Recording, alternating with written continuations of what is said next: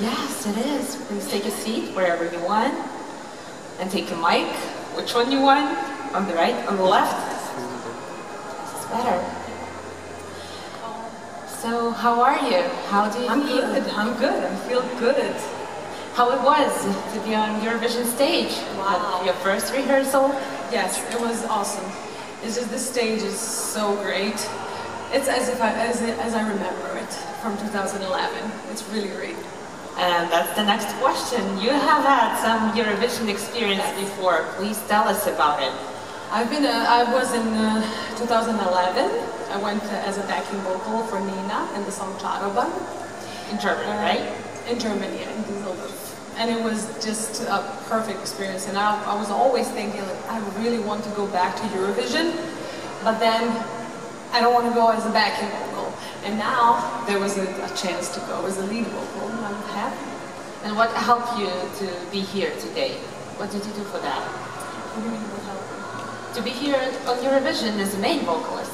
You mean how did I get chosen to be the main vocalist? Yes, and what did you do to be right now and to represent your country? Okay, so the RTS, which is our national broadcaster, picked the song, and then they were searching for the right singer for the song. So there were a couple of us demoing the song, and they chose me. They felt like I was the right fit.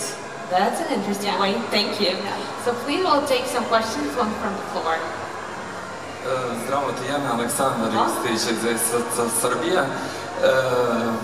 Kao prvo želim da ti čestitam fantastičan nastup.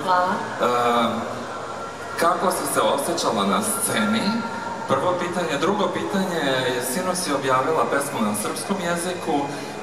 Možeš li mi reći koja ti pesma bolje leži, srpska ili engleska? I da li možeš samo delić da otpevaš na srpskom da bi i ostali čuli? Yeah, can you please translate that? Yeah. So the question, you can say it in English because it's better. Yeah, of course. So I have several questions. My first question was, how did you feel on stage? Second was that you released your song in Serbian last night. We don't know who arranged it or who wrote it, but it sounds great. And can you just sing a little part of it so that everybody can hear it in Serbian? Thank you. As I said, this first rehearsal really went great. I'm just, it's going to be better and better. We all, like this, these are all just rehearsals, and thank you for liking it. We did release the Serbian version of the song last night because the song was already done over the weekend, and I was very impatient to, just release it because I love the song. So we made a different version of it. Kind of acoustic, not really acoustic, but live instruments. There's a cello, there is a violin, of course, like in this one, but it's more mellow with a real piano. So we kind of made a ballad out of it. And it was done by Dušan Alagić. He played all the piano and the violins and the keyboards and everything. And he wrote the lyrics. So the song is completely different take, which is maybe something that's closer to Serbian people. They feel more those powerful ballads than some other type of music. And you want me to sing the part? Osuđeni ti i ja, da letimo na krilima sna. Tvoja sam sva, želim da znaš, da tvoja sam sva. Osuđene duše nam da su jedna drugom ogledala. Goriš i ti, gorim i ja, i tvoja sam sva. Thank you. Thank you very much. We are going to take more questions from our floor, please. Hi, Alistair from Eurofile. My question is, have you heard any comments or feedback from previous Serbian artists, such as Milan Stankovic or Maria Sevovic? And how important to you is support from your fellow Serbian artists? It is very important. I haven't heard from two of them in particular, although Maria did support and say that, she thinks I'm a good choice. thank her for that. But I did talk to Tijana Bogićević from last year. I talked to Bojana Stamenov because we're privately friends, Jelena Tomašević. So I didn't really know that it will mean a lot because you're focused on doing your thing, and then you don't let any negative or positive comments distract you from the focus. But on the other hand, I really felt good that they supported me. It really means a lot. All the colleagues from Serbia, all the singers and the musicians that supported me, really means a lot, and especially from the people who already participated in Eurovision. Thank you. Serbia has a very good experience in Eurovision. Maria Sherifovic won the Eurovision Song Contest in 2007, and and basically all participants make it to the grand final almost every year, so how do you estimate your own chances? Well, yeah, it is definitely something that I need to live up to, right? I can't disappoint, so I'm at least expecting that finals. Serbia has a tradition of success in Eurovision, so I can't let them down now. That's very good. So, do we have more questions from here? Please? Yes, please. Hello, good morning, Tijana, or good afternoon now. It's JP from Wake International. Can you tell us about the band you were singing in? And also, I read you just released an album. What type of music is this, and what is it called? Okay, so the band, I started my career, as you would say, as a backing vocal. Even though I never really considered myself to be a backing vocal, I just wanted to sing. So the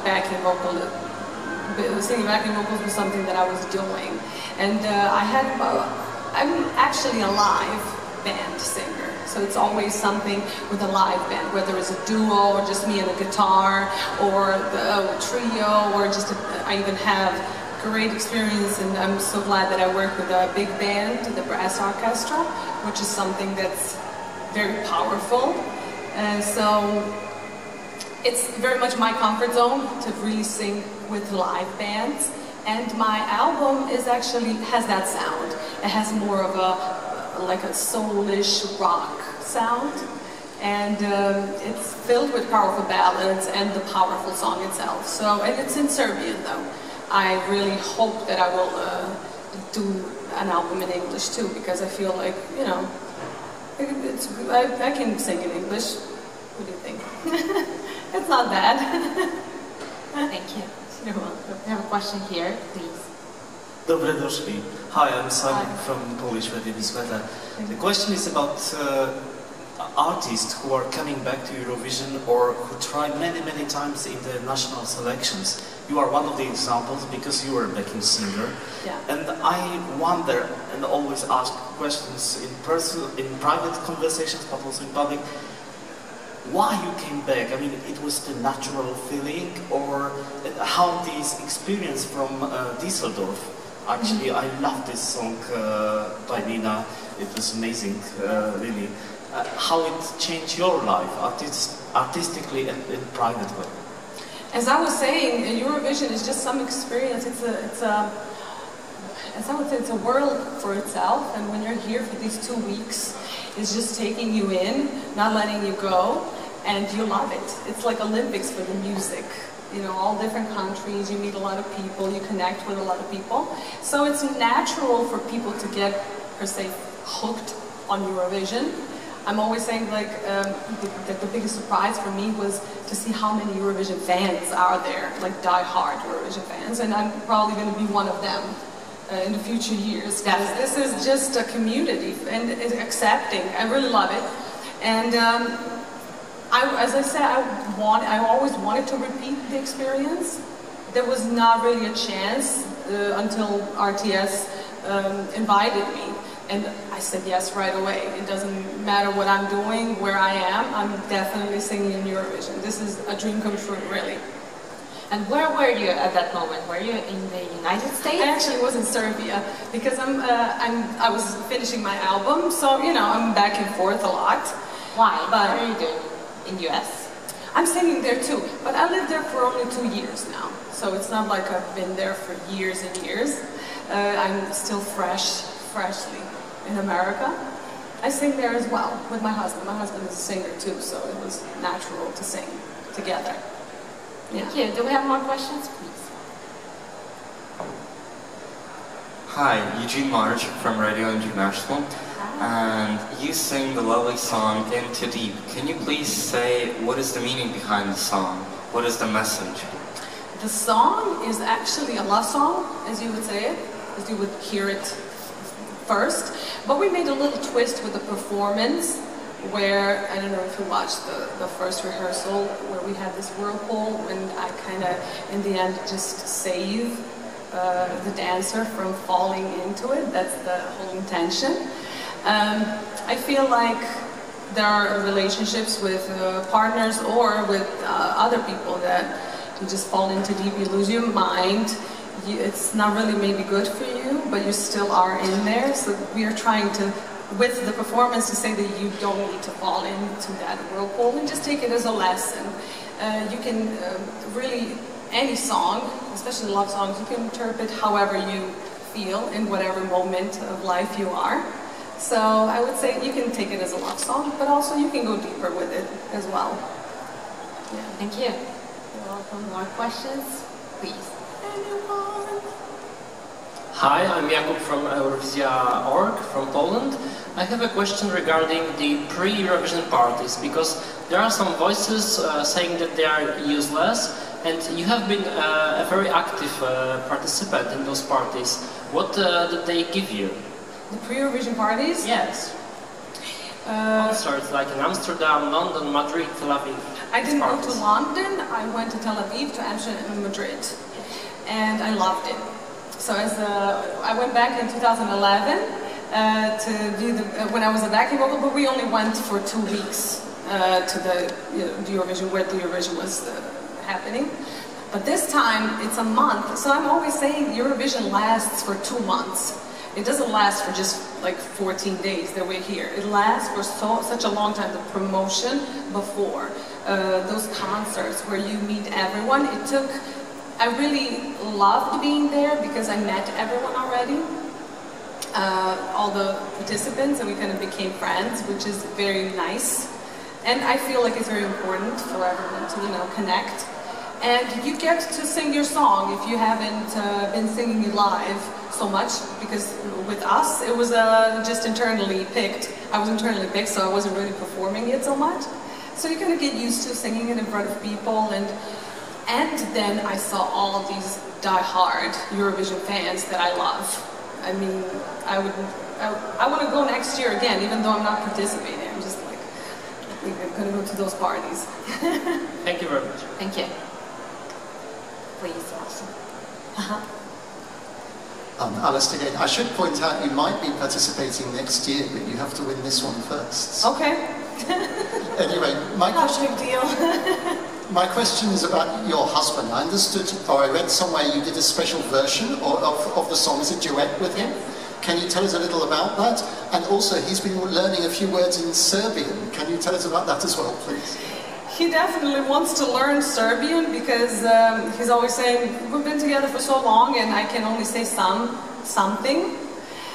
So he's always making me bring him like CDs and books, but I don't know, you really need to go. And if you want to learn another language, you need to go and take a teacher and really, put an effort. But he will, yes. About him learning Serbian, those are... I don't know about your countries, but in Serbia, when people come from anywhere in the world, we like to teach them the bad words. And he's just learning some bad words, not just words, but the whole situations. And he's saying in Serbian. It's in my Instagram profile. I kind of made him a little more likable to Serbian people because he's really putting an effort. Because I should put those takes that are not that I did not edit, that he's making mistakes and everything. Serbian is not really easy to learn. But that's what I'm doing with him, and people seem to like it. We have a lot of audience that like to watch our little vines, as we would say. And what was the next, the special version? Yeah. Well, he's an R&B singer. So it was only natural when I did this original version that I love, because I see people are like, oh, this slower version is better than the original, which I don't think so. I think that the original version is really, really good. It's the one that we should go with. But we made it as a duet, as an R&B version. I mean, I don't know if any one of you listened to it, but you should. It's nice. It's also brings a different light to it, as the Serbian one. This song is so, you can put it in so many different arrangements and it sounds different every time, but it's the same song. I love that about the song. And your husband, he's an American, right? Yes. Okay. Yeah. So do we have questions from here? Tijana, it's our time. Thank you very much. Thank you. Tijana, everyone. Serbia. Yeah. Thank you. See you soon. We need to take a picture.